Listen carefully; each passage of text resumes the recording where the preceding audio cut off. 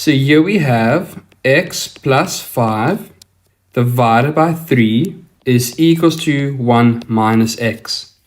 This is still a linear equation even though we have the fraction. So in order for us to deal with the fraction, we would multiply both sides by 3.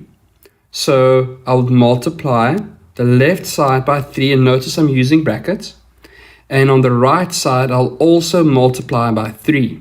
So what I'm doing is I'm multiplying the left and the right side by the denominator. So on the left, the 3's will cancel out.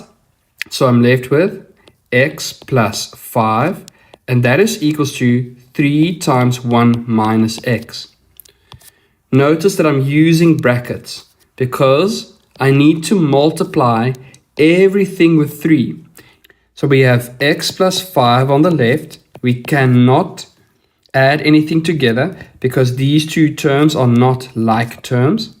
But on the right hand side, I can multiply 3 with 1, and that is equals to 3. And I can multiply 3 with negative x, and that will be negative 3x. And as in our previous example, we'll move all the x's to the left and all the constant values to the right. So if I move 3x over, it will become plus 3x on the left. And if I move plus 5 over, it becomes negative 5 on the right. So on the left, I have x plus 3x. And if I add those together, that will be 4x. And on the right, I have 3 minus 5, and that is equals to negative 2. Now, to find x alone, I divide both sides by 4. On the left, the 4's will cancel out, so I'm left with x.